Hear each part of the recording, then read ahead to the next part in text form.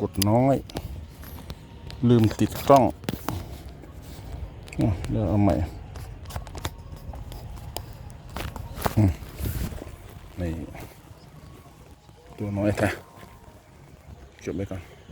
เอาใหม่สิ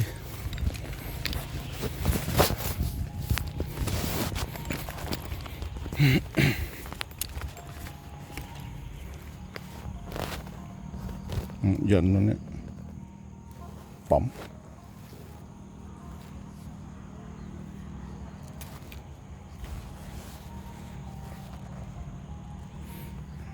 ปลาไผ่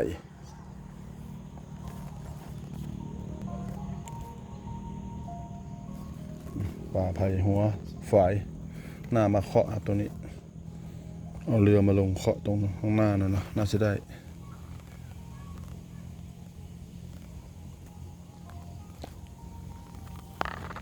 ดูละไปแล้วจึ๊บนี่อยู่ครับอยู่เฮ้ยนี่ไงมาแล้ว1 แต้ม